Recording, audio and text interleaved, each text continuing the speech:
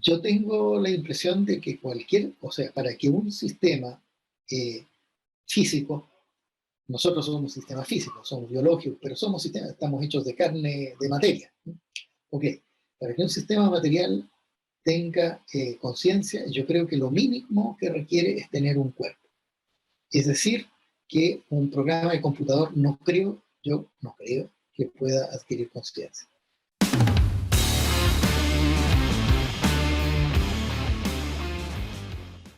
Bienvenidos y bienvenidas a otro capítulo de El lado oscuro del cerebro.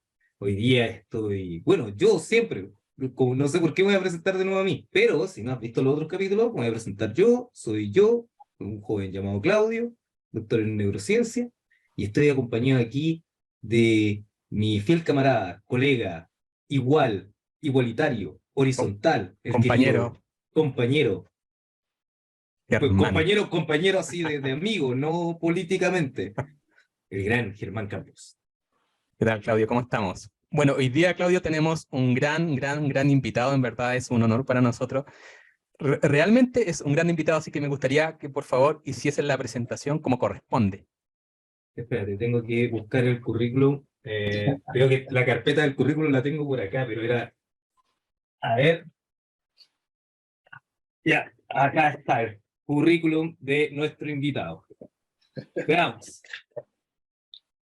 Con ustedes les presento a una de las eminencias en conciencia, una persona psicólogo, pero antes ingeniero, pero tuvo una crisis existencial y se fue a estudiar la conducta humana, a hacer su doctorado en Francia, discípulo de Varela, construyó una de las primeras formas de poder acceder a uno de los fenómenos más extraños de la psicología y la neurociencia. Con ustedes, el gran, único e irrepetible Eugenio Rodríguez. Hola, Eugenio.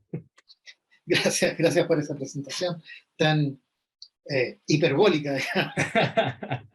Sí, pero en verdad es, bueno, hay que decir, yo sé, Eugenio, que tú eres bastante humilde, pero hay que decir que en verdad, para nosotros, de verdad es un honor tenerte acá, pues nosotros sabemos que tú eres uno de los pioneros de la neurociencia cognitiva en Chile, psicólogo, hiciste tu doctorado allá en Francia, luego el postdoctorado en el Max Planck Institute en Alemania, y ahora y bueno, has dirigido un laboratorio allá en la Pontificia Universidad Católica, y no solamente eso, sino que también has sido mentor de una gran cantidad o prácticamente de una generación completa bueno, Claudio y yo nos encontramos entre tus alumnos, así que tú fuiste mentor de nosotros, nos formaste, entonces verdaderamente es un honor para nosotros tenerte acá en el lado oscuro del cerebro.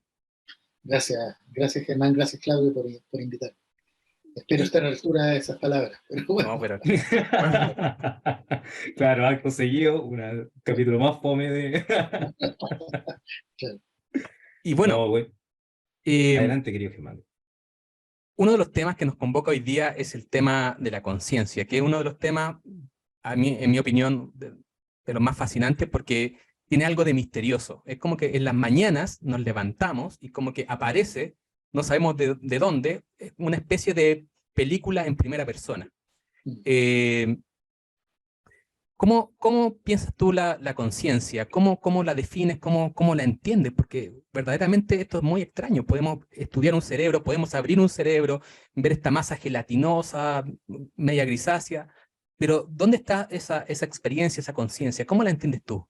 Quiero sumarme un poco a las palabras de Germán, y también en qué momento dijo como, investigaré esto que nadie conoce. Sí, bueno, justamente quería empezar ahí, porque no es una cuestión que yo hubiera pensado, a ver, yo empecé a estudiar, digamos, neurobiología habiendo salido de la escuela de psicología hace un montón de años, ya no me acuerdo el año preciso, pero podría ser, supongamos, el año 83, por decir algo, más o menos por ahí. Y yo estaba trabajando en cosas más concretas, ¿sí? Plasticidad neural, por ejemplo. Y de repente cayó en mis manos un libro que se llama La nueva mente del emperador, que los autores son un físico, cuyo nombre no lo recuerdo en este momento, y un médico de apellido Gomberov, pero creo que ese libro es solamente de Penrose. Penrose es el físico. Penrose, Roger Roger, Penrose, sí, que ganó el Nobel hace premio poco. Nobel, no, premio Nobel, pero de física. Y en ese libro, él planteaba que la conciencia tenía que ver con procesos cuánticos que ocurrían en el cerebro, lo cual a mí me parece que no es el caso. Pero la pregunta que él estableció, o sea, la pregunta que guiaba el libro y que a mí me pareció que era perfectamente válida, es el hecho, dice él, que los cerebros son capaces de resolver problemas que ningún computador podrá jamás, porque son problemas que requieren un número infinito de computaciones.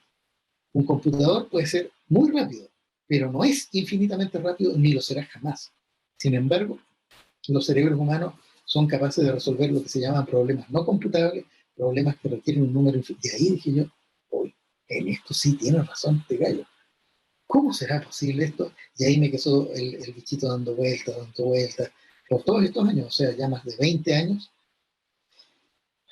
Y es un tanto doloroso decir que a lo largo de estos 20 años el avance ha sido relativamente escaso. Es decir, la ciencia se puso a estudiar el problema, se conocen un montón de detalles, pero el punto crucial, lo que ustedes se preguntaban, ¿cuándo? Lo que ustedes presentaron al principio, es decir, ¿cuándo una serie de procesos bioquímicos que pueden ser perfectamente conocidos, en algunos casos son perfectamente conocidos, se transforman en una experiencia consciente, en una experiencia mental? Sigue siendo un misterio absoluto. Sigue siendo un completo misterio. Eso es muy raro. Es muy raro. Pero dentro de este misterio en sí, hay ciertas aproximaciones que podríamos entender de conciencia, y quiero dejar claro que no podemos dar una definición más, quizás más precisa de conciencia, porque efectivamente, como Eugenio dice, nadie tiene una respuesta que pudiera decir si esto es. La definición que todo el mundo va a aceptar es aquello que adquieres cuando despiertas y pierdes cuando te vas a dormir. Pero de todo lo que se ha desarrollado, ¿qué es lo que más le ha interesado o has dicho como, oye, ¿sabes que esta idea sobre conciencia está bien buena? Quizás podríamos seguirla. Hay varias cosas. Eh, ¿Cómo? A ver, hay varias cosas, pero me gustaría tratar de buscar la manera más interesante de presentar esa respuesta, que es difícil. Eh, Se han propuesto varias soluciones. Todas las soluciones que han sido propuestas eh, parecen agarrar un pedacito del problema, pero ninguna parece resolver el verdadero problema profundo. Entonces, voy a ir desde la más sencilla. Las más sencillas dijeron en alguna parte del cerebro hay unas neuronitas que disparan cuando una persona está siendo consciente de algo. ¿Mm? Entonces, incluso esa teoría es más o menos antigua, fue propuesta por un psicólogo que se llamaba Barlow, aunque él no estaba hablando de la conciencia, estaba hablando de representación. La diferencia es que las representaciones pueden ser inconscientes. Uno puede tener, digamos, a ver, un concepto. De hecho, por ejemplo, uno tiene una especie de concepto inconsciente del espacio en torno a uno. Y uno entra en una pieza y uno sabe dónde está el interruptor de la luz y lo enciende, sin ser consciente de dónde, cómo calculó el movimiento de la mano para que se entienda. Entonces, hay una especie de representación en el cerebro de la exposición de las cosas en nuestra pieza, que nosotros podemos acceder y que puede operar de manera inconsciente. Uno sabe, por ejemplo, cuando sube escaleras, uno sabe cuánto tiene que levantar el pie y de hecho es una sensación muy rara cuando uno baja una escalera de repente se le acaba la escalera y uno trata de bajar un peldaño más o subir un peldaño más y se produce una sensación muy rara porque el cerebro de manera inconsciente había usado su representación de cuál es la distancia entre los escalones. Entonces, la representación no necesariamente significa conciencia, pero eh, esta persona de la que estábamos hablando, ¿Barlo? ¿cuál es el nombre? Ustedes saben de quién estoy hablando. El de la neurona cardinal. Eh, Ah, Barlow inventó el concepto de la neurona cardinal. Decía que en el cerebro hay neuronitas especiales que representan cosas especiales, objetos especiales. Por ejemplo, a ver qué es lo que tengo aquí, una moneda. Entonces, en mi cerebro hay neuronas que sirven para representar una moneda. Ok, perfecto. Y así hay otra neurona para representar un lápiz, otra neurona para representar un llavero, etcétera, etcétera, etcétera. Entonces, ok, ese concepto causó mucha risa en la gente porque dijeron, si ese es el caso, tendríamos que tener una neurona para representar cada una de las infinitas cosas que existen. Y la verdad es que en el cerebro, y en particular en el sistema visual, hay muchas neuronas, pero no hay infinitas. Y nosotros podemos reconocer infinitas cosas, entre ellas cosas que nunca hemos visto. A uno le presentan una cosa que uno nunca ha visto, y uno reconoce, lo ve, conscientemente, no sabe qué es lo que es, pero lo ve. No es algo así como que quede uno aturdido por eso, no. Entonces, se rieron mucho de él y dijeron, jajaja, entonces en tu cerebro debe haber una neurona que represente a tu abuelita, como anda a visitar a tu abuela, más o menos ese es el concepto. ¿Ah? Y el problema es que efectivamente se encuentran esas neuronas. El trabajo de un neurocientífico argentino que se llama Rodrigo Quién Quiroga encontró unas neuronas que representaban personas específicas. Jennifer Aniston. Jennifer Aniston es una de ellas, Pamela Anderson, varias personas. Es genial porque su trabajo, él no solo encontró, a ver, no, ahí me voy a desviar el camino, así que dejémoslo ahí. Existen neuronas que representan personas particulares. Ok, pero en el fondo eso no disuelve el problema, porque aunque haya una neurona que cuando dispara representa a Jennifer Aniston, de algún modo eso requiere que haya otra cosa u otra neurona que diga, ah, ahí está Jennifer Aniston, siempre me gustó Jennifer Aniston. Sobre todo es muy buena en este capítulo tanto. Aún se requiere una neurona o un sistema que tome conciencia de esa actividad y haga algo con ello, sienta algo con esto. Entonces, en el fondo la teoría de las neuronas cardinales no resuelve el problema de la conciencia. Lo hace retroceder un paso. Es bonito que haya, es encachado que haya neuronas que representan objetos específicos, pero no resuelve el problema de por qué alguien le late el corazón cuando ve a Jennifer Aniston y su neurona dispara. Ahí hay todavía una cosa rara. Otro grupo de... No, en ese sentido, Eugenio, lo que queda sin entender todavía es el espacio del observador, o me refiero a los correlatos neurales de aquello que es el observador, en ese sentido.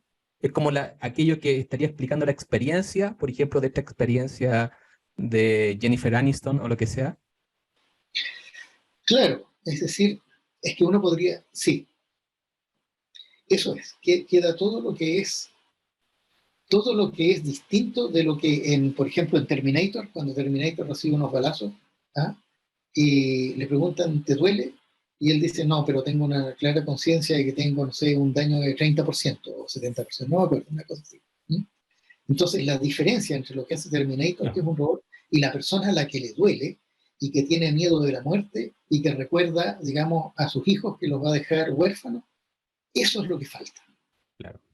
Pero ese es en el caso de las sensaciones más complejas, pero incluso en el caso de una cosa lo más sencillo posible. Imaginemos que hay en una pieza completamente oscura, hay una persona que está ahí, que está despierta, ¿no es cierto? En un lugar así se enciende una lucecita pequeñita, un LED, lo que sea, una chispa de luz, un chispero, digamos, un chispero. Entonces, la neurociencia sabe exactamente en qué lugar de la retina cayó eso, cuál es el proceso químico que se produjo, electroquímico que se produjo en el fotorreceptor que transformó eso en un mensaje químico, que en la neurona que sigue, en la neurona bipolar, se transformó en un mensaje electroquímico que siguió al núcleo geniculado lateral, que se sabe que llegó a tal lugar, a la corteza visual, pero ¿por qué eso produce una impresión visual, produce una sensación tan sencilla como una mínima chispa? Porque un computador podría hacer eso y podría detectar chispa, pero no le pasaría nada, no vería nada en verdad en estricto rigor. Esa es la parte que sigue siendo misteriosa. La forma como... Y ese problema es un problema para la teoría de las neuronas, en que uno va a confiar en que en algún lugar del cerebro hay una neurona que dice, oh, una luz en el universo. Es un problema la neurona de la conciencia. La neurona de la conciencia. La neurona que es Eugenio Rodríguez o que es Claudio Artigas o Germán. Esa única neurona ahí, que si se muriera, ese es el otro problema que tiene. El problema del homúnculo se llama eso. Si esa neurona existiera, esa neurona se muere, desaparece Claudio Artigas. Claudio Artigas sigue existiendo como una especie de robot pero ya no tiene experiencia interna. No Claro, tiene, como algo que llamaba Chalmers el zombie filosófico, alguien que tiene todo proceso cognitivo, memoria, lenguaje, percepción, todo, excepto Claudio. Claudio está ahí, no está ahí. Ahora, Ese es un problema pero en realidad también de las otras teorías. Las otras teorías me gustan más, son más complejas. Reconocen la existencia de las neuronas cardinales, pero dicen en realidad, para que exista alguien ahí se necesita una orquesta. La neurona que está ahí activa en un momento es uno de los músicos, es el guitarrista.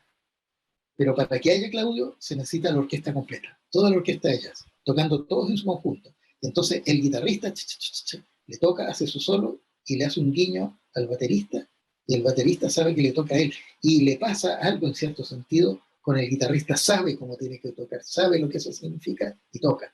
Una cosa así.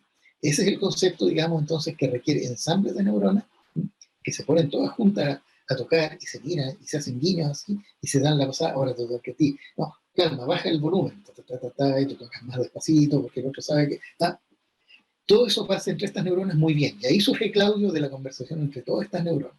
Perfecto, eso me gusta más. Yo creo que se parece más a eso. Y por eso es que cuando uno tiene una sensación, incluso sencilla, cualquier sensación, por sencilla que sea, esto lo decía Francisco Varela, y creo que tiene razón, se acompaña por otras sensaciones que no están directamente relacionadas, pero que uno sabe que están ahí. Por ejemplo, cuando uno toma una cosa, uno espera, antes de tomarla por la información visual que llega por la vía visual, procesada en las cortezas visuales primarias, uno sabe cuánto debe pesar. Y si la cosa pesa un peso distinto, uno se sorprende muchísimo. Entonces, la típica broma que hacíamos nosotros cuando éramos cabros chicos tontos, seguimos, ahora somos viejos tontos, pero en fin, era agarrar una pelota de plástico y ponerle, hacerle un corte y meterle una buena piedra adentro. Entonces, los que pasaban ahí, yo los miraba por la ventana, pasaba el transeúnte inocente, veía la pelota de plástico y le pegaba una tremenda patada y, por supuesto, se quedaba bien porque suponía que tenía un cierto peso y una cierta consistencia y tenía otra.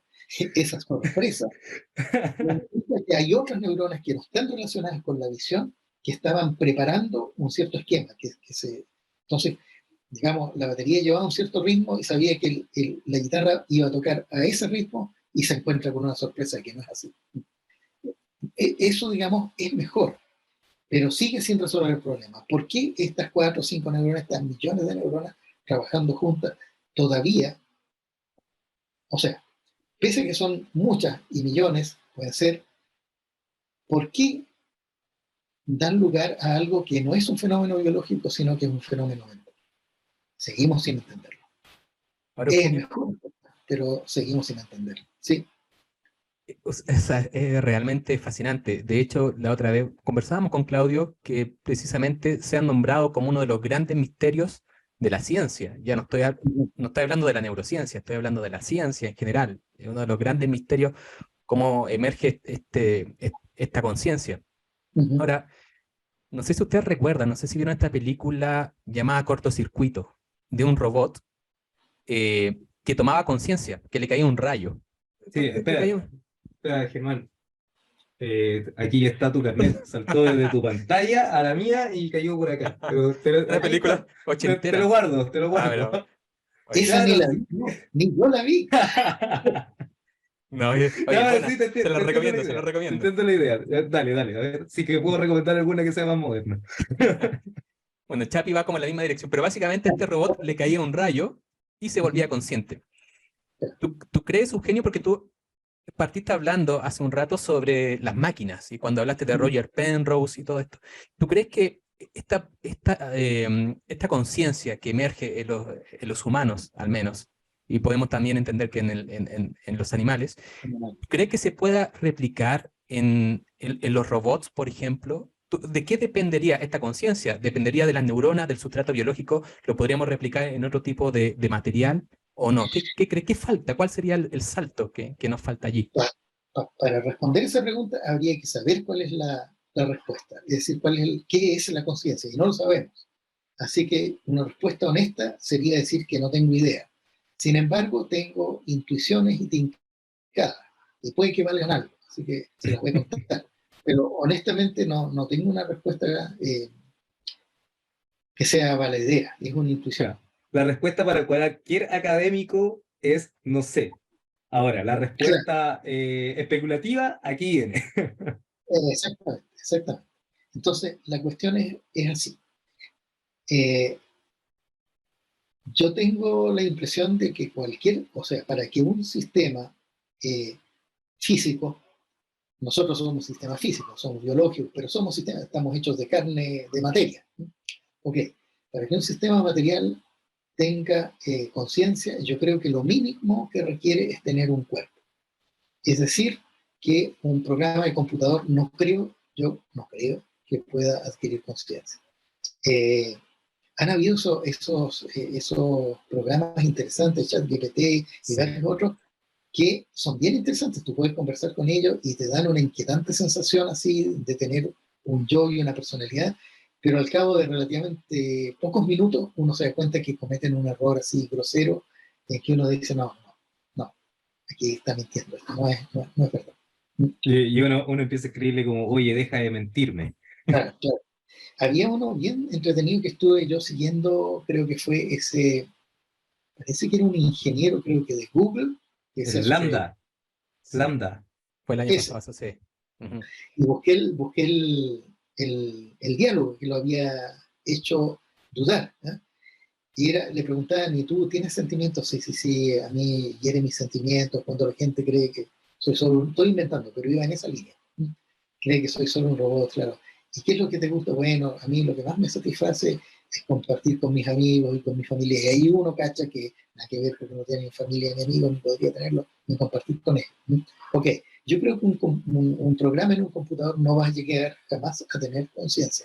Puede llegar a imitarla, pero no va a llegar a tenerla legítimamente. Yo creo que requiere un cuerpo. Pero además, mirando desde la otra perspectiva, si uno mira los sistemas que uno razonablemente sabe que tienen conciencia, como los seres humanos, los mamíferos, y uno puede ir bajando en la escala y va encontrando que a cada escala inferior sigue encontrando conciencia, por lo menos, por ejemplo, los pulpos, los cefalópodos, que son en el fondo, a ver, son almejas súper evolucionadas, tienen, tienen conciencia claramente. Eh, Da la impresión de que se requiere que sea un sistema biológico. O sea, ¿y qué es lo que es particular en los sistemas biológicos? Si uno le crea a Maturana y Varela, y yo les creo en eso, son sistemas autopoyéticos.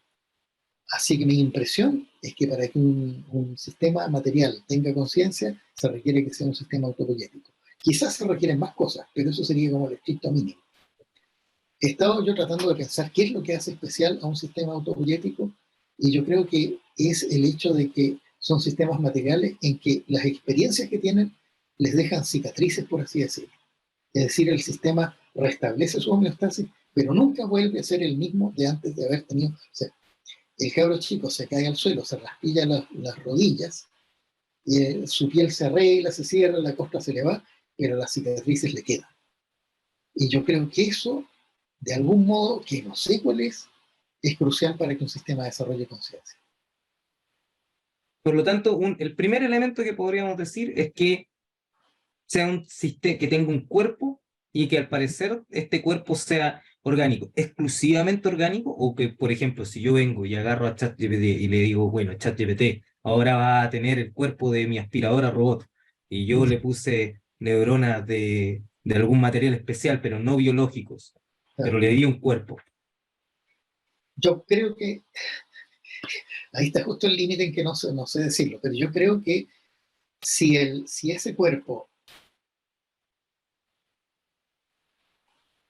puede sufrir, o su sistema cognitivo puede sufrir cambios irreversibles, yo diría que puede que sí, A los cuales se tenga que adaptar.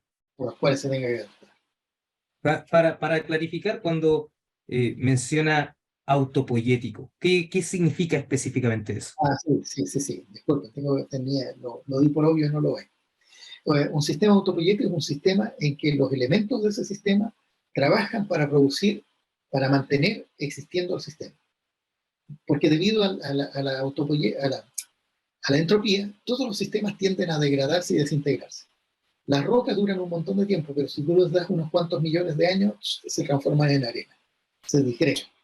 Los sistemas biológicos son sistemas increíblemente complejos que si tú los dejas, si les quitas la autopoiesis, se degradan en muy poco tiempo. Es lo que sabemos, cuando una persona se muere o un animal se muere, se desintegra en cosa de días, no sé, semanas, digamos. Pero, sin embargo, cuando está vivo, se mantiene existiendo durante largo periodo, 80 años, 100 años, no sé, algunos animales pueden vivir más, aparentemente hasta 500 años. Algunos. 500 años encontraron una almeja por allá en... Entonces, ¿y qué es lo que hace ese sistema? Va tomando elementos del medio y va pegándoselos en los lugares adecuados para que eso siga existiendo. Es un sistema que se construye a sí mismo y se mantiene construyéndose a sí mismo mientras existe. Cuando deja de construirse a sí mismo, deja de existir. Eso es un sistema autobiótico.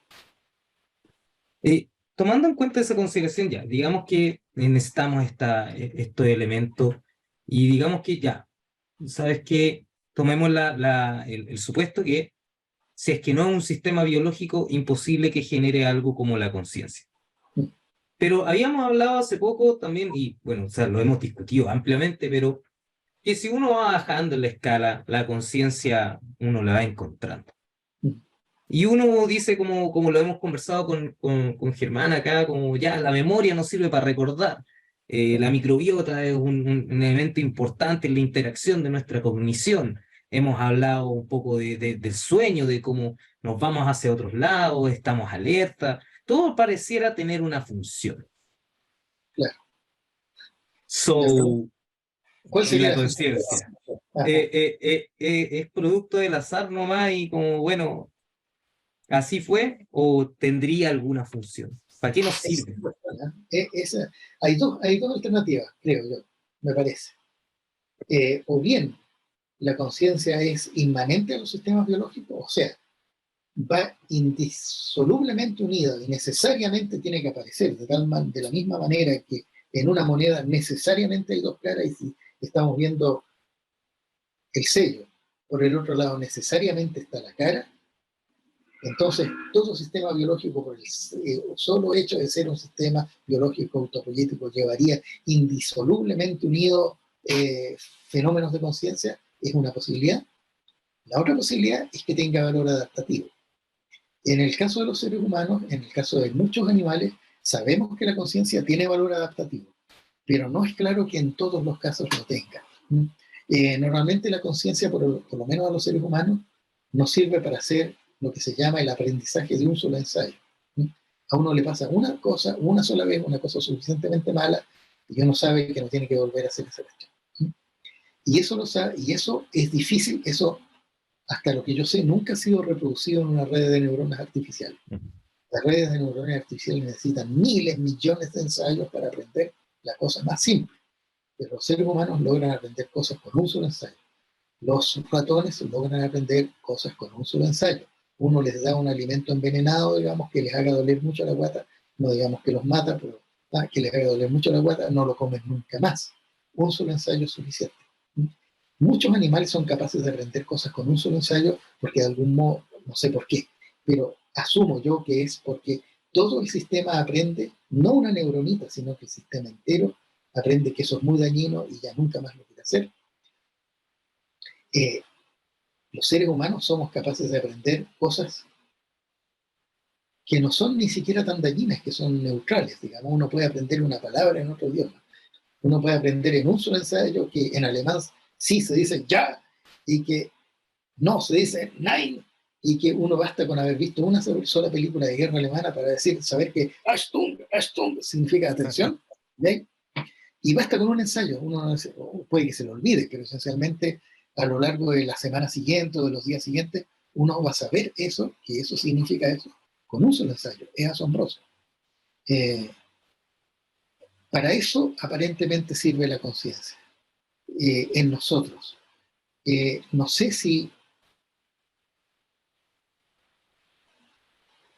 Déjame buscar.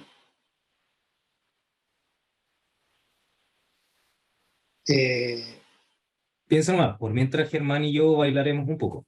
Claro, lo que pasa es que estaba tratando de buscar el, el animal, bajar en la escala filogenética lo más abajo posible, en que yo sepa que hay aprendizajes de un ensayo. Yo creo que lo más abajo que logro llegar es el pulpo, porque más abajo las aplicias, las lombrices, aprenden por ensayo y error, pero no sé si aprenden en un ensayo. Y yo supongo que las almejas experimentan dolor. Estoy bastante convencido que las almejas, cuando uno les echa limón y están vivas, experimentan dolor por la forma que se recoge. No lo puedo probar, no hay forma quizás habría forma, quizás tengan nocioceptores y uno pueda, digamos, razonablemente admitir que sufren dolor. Pero yo no sé si son capaces de aprendizaje de un ensayo. Entonces, si ellas podrían tener conciencia y no tener la capacidad de aprendizaje rápido. No lo sé. Hasta ahí llego. Exacto. Bueno, entonces lo que estaba diciendo, antes de que se cortara, es entonces la conciencia, de alguna forma, a través de este aprendizaje rápido y efectivo, nos permitiría tener un repertorio conductual mucho más flexible, en el sentido que nos estaríamos adaptando constantemente a lo que va pasando a través de esta forma de aprendizaje, ¿cierto? Así lo estarías pensando, más o menos. Sí, exactamente. Pero nuevamente es una intuición, ¿no? No estoy seguro que sea realmente válido lo que estoy diciendo. No, claro, por supuesto.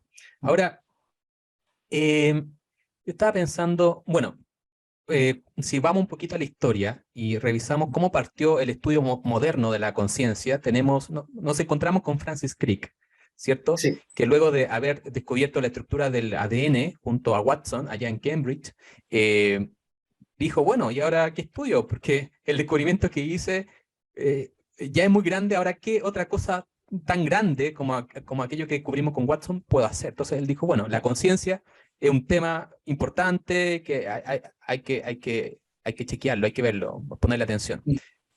Pero tú, al comienzo de la entrevista, dijiste que lamentablemente no habían progresos o avances en los últimos años.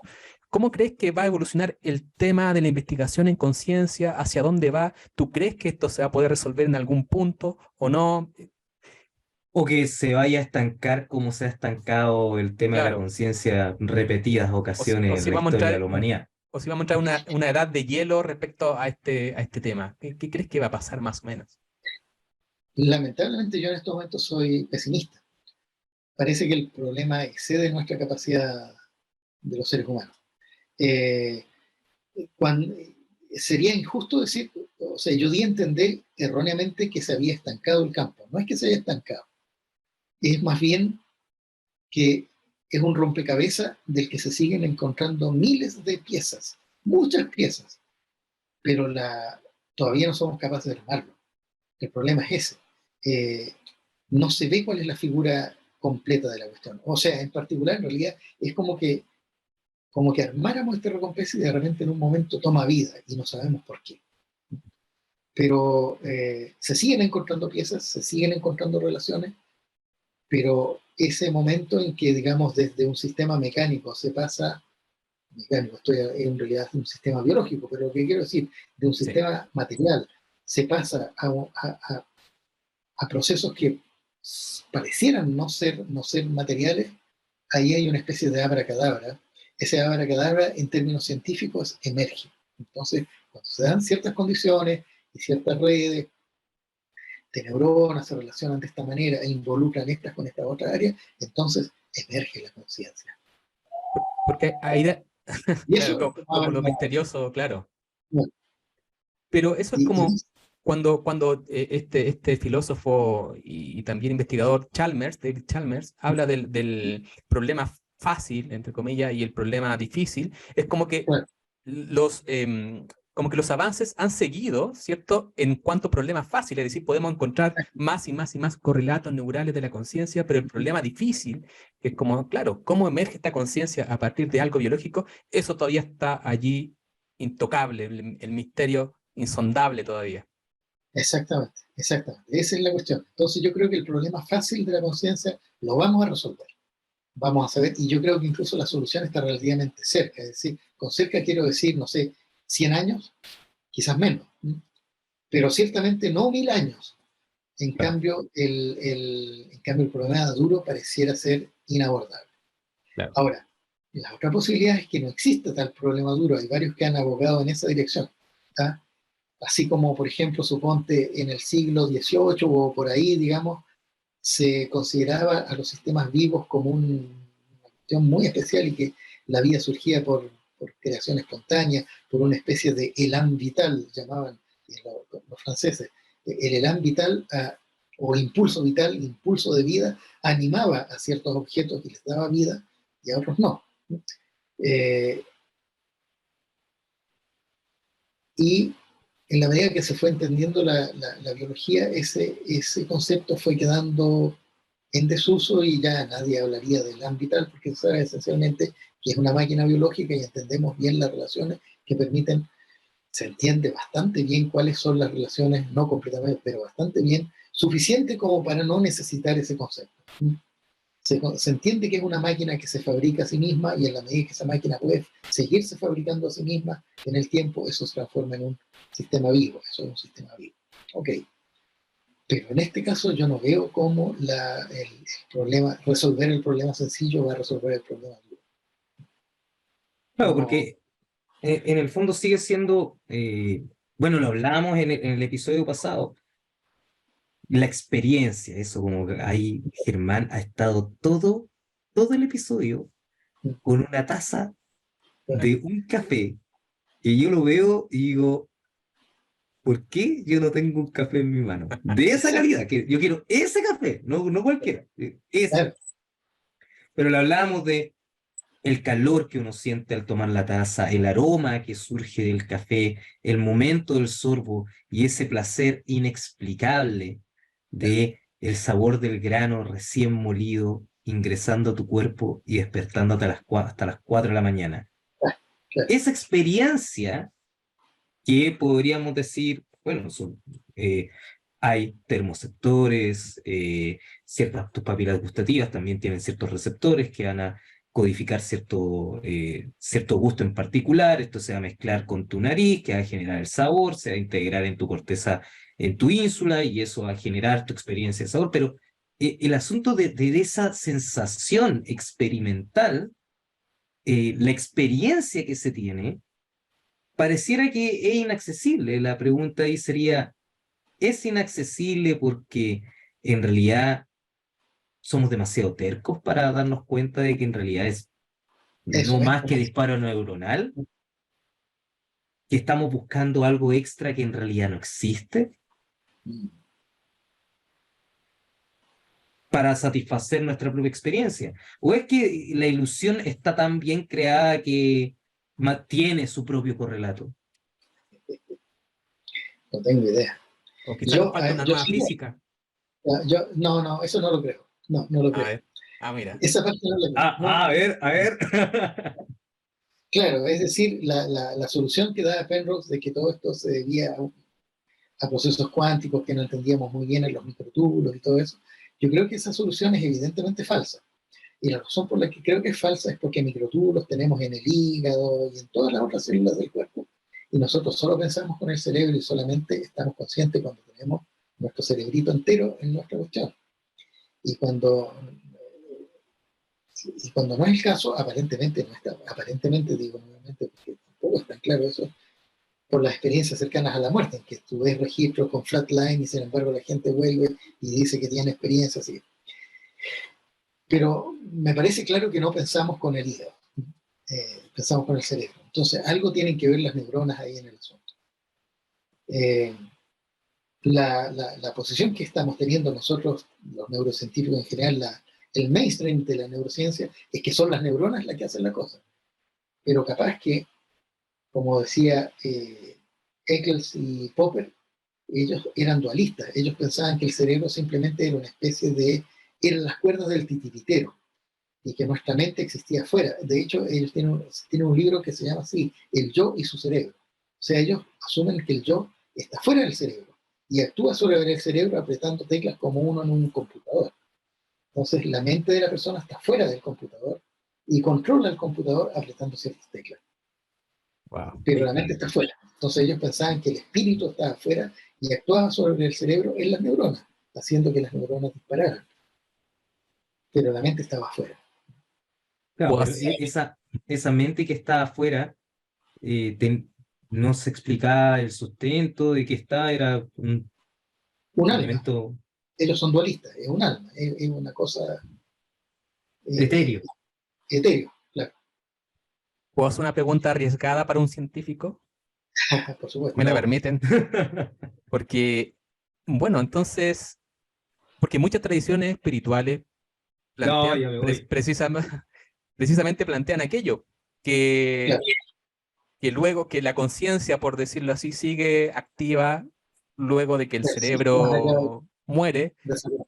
Entonces, ¿qué piensas tú? ¿Crees que existe esa posibilidad de que la conciencia pueda continuar, pero ya sin el cerebro? Y recuerdo, ¿y por qué lo pregunto? Porque recuerdo que precisamente este era el tipo de conversaciones que Francisco Varela, el neurobiólogo Claro, famoso que tú trabajaste con él, tenía con el Dalai Lama. Es decir, sí. son preguntas absolutamente válidas. ¿Qué piensas Claro. al respecto? ¿Crees que existe esa posibilidad de que pueda existir una conciencia que siga sin el cerebro? Después vamos a poner en el capítulo el nombre del capítulo, Varela cree que existe el alma. Listo. Sí, de hecho, yo creía eso.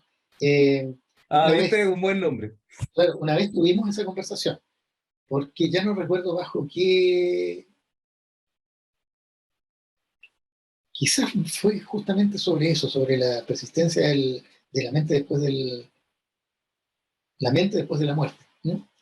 Eh, y él dio una respuesta tal que a mí me hizo entonces preguntarle, entonces Francisco, tú eres dualista. Y él me dijo, no, yo soy algo así como espiritualista radical o mentalista radical. O sea, lo que él creía es que solo existía la mente, fundamentalmente, y que la materia era una manifestación de la mente universal. Eso es lo que él creía. Como científico no lo podía demostrar ni probar, pero eso es lo que él realmente creía. Eh, yo no sé qué creer, me gustaría creer eso, y la verdad es que si este problema si el problema el problema duro de la conciencia persiste y persiste y persiste y sigue escapándonos dentro de 500 años o 1000 años, yo creo que habría que admitir que esa es la única solución posible. O sea, no, hay dos posibilidades. Una, o bien el problema es demasiado difícil para la mente humana, que es una posibilidad, o bien realmente la mente es una cosa que interactúa con la materia, pero que no es la materia, o que la trasciende de alguna manera. Y la verdad es que en la medida que hay unas charlas TED muy interesantes sobre eso, es un urgentista, un urgentólogo, no sé cómo llamarlo, un médico que esencialmente trabaja con gente que están cerca de la muerte y los revive. En la medida que las técnicas médicas han mejorado, cada vez más es más frecuente el proceso de gente que está clínicamente muerta revive, los resucita. El fenómeno Lázaro, ¿eh? Se vuelve cada vez más frecuente. Eh, y la gente cada vez más entonces vuelven con experiencia y cuentan sus experiencias y tienen experiencias, y más encima esas experiencias son similares. La alternativa es decir, bueno, lo que pasa es que un Y cerebro que está transformadoras. y transformadora. Entonces, o bien uno piensa desde una perspectiva materialista que lo que pasa es que un cerebro que se está degradando, mientras se está degradando, tiene ciertos fenómenos bioquímicos que se expresan en estas experiencias cercanas a la muerte, la experiencia de la luz, la experiencia del túnel, en fin. Hay hay bastante comunalidad en esas experiencias, o bien existen esas experiencias. Existen más allá de la degradación cerebral de la persona. Yo no me atrevo a inclinarme por un lado o por el otro. Me gustaría creer que la mente persiste y que la vida persiste entonces más allá de la muerte. Me gustaría creer eso. La mayor parte de la gente que vuelve, incluso científicos, han habido científicos, naturalistas y otros médicos, eh, ellos dicen que la realidad de esa experiencia es tal y es tan superior a la realidad de nuestra experiencia vigil que ellos realmente creen que eso es real, de una realidad más real que nuestra realidad consciente. Wow. Curioso, o sea, me recuerda un poco como las experiencias que retratan personas con psicodélicos, por ejemplo, cuando se producen como una hiperconectividad y la persona piensa que todo está conectado, tiene una experiencia distinta, una experiencia transformadora en la que accede a nuevas cosas. La diferencia sí que la persona está, a, pareciera ser que hay un punto en el que sabe que está con un efecto, o sea, no cae completamente en el estado, pareciera ser. Uh-huh. Pero, claro, estos otros reportes, como no es. De hecho, cuando uno despierta de un sueño, por ejemplo, Claro, uno sabe que es un sueño. claro. Por En alguna. general, a veces no. Hay sueños que son tan reales que uno despierta y no sabe realmente si eso fue un sueño o realmente pasó. Ah, no, Pero en no general, merece. no te ha sucedido nunca. O sea, tengo un sueño recurrente que detesto, que es Ya, que me encuentro una maleta ya, llena de dinero ya. y me puedo quedar. Y soy súper feliz. Y cada vez Ah, que tengo el sueño de la maleta llena de dinero, siempre que tengo el sueño de la maleta llena de dinero, digo como, esta cuestión es un sueño, estoy seguro. Y empiezo a hacer como hartas cosas, como, a ver cómo llegué acá. No, no, si esto lo encontré allá. No, esta maleta es de verdad. Bacán, soy mi yo. Despierto. ya. Y Oh, busco abajo la almohada y digo, oh, no, maldito sueño, otra vez, otra vez. Pero el claro, la mismo, única referencia que tengo ahí de que no estoy soñando es que no tengo la maleta. claro. Pero en general eso ocurre, o sea, en general uno despierta un sueño y uno sabe que la realidad despierta es mucho más real que la realidad del sueño, o por lo menos bastante más real. Bueno, estas personas que vuelven de los procesos cercanos a la muerte, en general refieren que la experiencia durante la experiencia cercana a la muerte es más real que la realidad. Entonces les cuesta mucho creer que eso no sea real. Y, No, de y hecho, o sea, tomando en consideración, perdón, Germán, tomando en dale, dale. consideración, por ejemplo, hace poco que se observaba ciertas señales que eran muy similares a los que uno tiene cuando está recordando cosas que ocurrían en el momento de la muerte. Bueno, llama la atención de qué podría estar pasando con el cerebro, si que hay algo que está empezando a secretarse solo en el momento de la muerte que genere una alucinación o no. Claro, Eso iba a comentar porque precisamente hace un par de semanas salió un reporte, eh, que de hecho, no me acuerdo la revista, pero bueno, pero está editado por Tononi, donde precisamente se encontraron ondas gamma antes de la claro, muerte creo, de dos personas que tenían ahí conectado el electroencefalograma y qué sé yo, pero estoy hablando de poquitos minutos antes de la muerte claro. clínica. Y otra cosa que iba a mencionar, que recordé, es que la experiencia que tú cuentas, Eugenio, de estas personas que son resucitadas, por decirlo así, a través de procedimientos médicos, este tipo de experiencia también ocurre en niños, porque uno diría, bueno, en adultos, qué sé yo, las personas tienen creencias, están condicionadas, siguen una cultura, una religión, y quizás ven cosas, ya. Pero en niños, que uno podría pensar que son mucho más inocentes, tienen menos creencias, se han encontrado más o menos los mismos reportes. Entonces, Sí, eso da para pensar. sí. Ahora, bueno, en realidad yo creo que los niños desde un principio están, o sea, desde muy chicos están, habría que ver si hay niños que no crean, porque todos los niños en la sociedad occidental han escuchado del niñito Jesús y de esto y esto otro. Yo creo que eso es desde muy chicos. Yo no confiaría en que no tengan una socialización específica. Claro, claro. Estaba intentando encontrar la revista, pero se me perdió la publicación. Pero, bueno, o sea, este tema es empezar a entrar a lugares complejos, pero igual hay que recordar un poco que la misma conciencia en su momento fue un tema complejo a abordar, un Por suicidio supuesto. académico, Sí, antes de que un ganador del premio Nobel dijera como, oye, ¿sabes que a mí no me parece tan mala idea? Como claro, que, bueno, sí, Como lo a don dice, Sir claro, Francis Crick. Se lo dijo no le se lo parece dijo- una estupidez, entonces quizás hay que darle al asunto. De Exacto. repente hay elementos que parecieran, lo hemos mencionado antes, que el terreno de la ciencia o las preguntas que la ciencia puede abordar van a depender grandemente de la técnica que podamos tener para poder acceder a ello. Exacto. Mientras no se pueda, sigue Exacto. siendo un terreno especulativo, pero no necesariamente un terreno que nunca vayamos a poder explorar. Ujú. Y para terminar, Eugenio, ya que posiblemente muchas personas que están interesadas en esto de la neurociencia, de partir en neurociencia, posiblemente muchos estudiantes de psicología, eh, en tu rol como director del programa de neurociencia de la Universidad Católica, ¿qué le podrías recomendar a alguien que quisiera entrar en este mundo de la neurociencia y quizás estudiar la conciencia? Eso por un lado. Y lo segundo, también, ¿qué autor, por ejemplo, te gusta? ¿Qué libro te gusta? ¿Qué libro recomendarías como para comenzar de a poquito? ¿Cómo lo verías? Em, a ver, son dos o tres preguntas. Eh, para alguien que quisiera entrar a estudiar neurociencias en la Católica, en el doctorado que estoy en estos momentos dirigiendo yo creo que, bueno, primero tengo que decir que en Chile hay varios doctorados que son en neurociencias que son muy buenos. El de Valparaíso es uno muy bueno, el de la Chile, en Medicina Norte es muy bueno, y probablemente hay otros más, pero son los que yo conozco. Eh,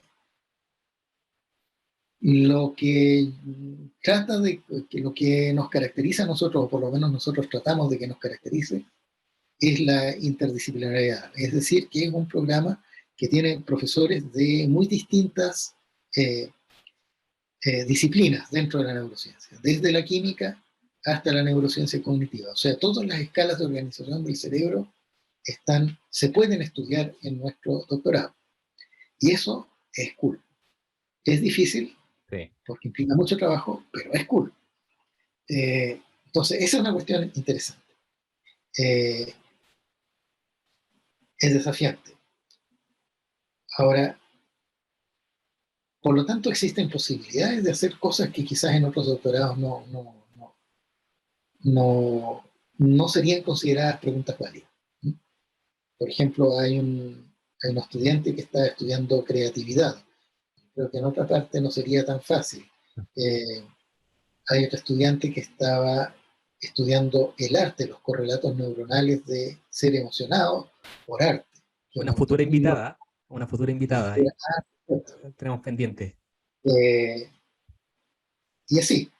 Eh, ahora, ¿qué es lo que tiene que tener, yo creo, o qué es lo que yo le recomendaría? Tener un amor apasionado por la neurociencia y por el trabajo, porque esto es difícil.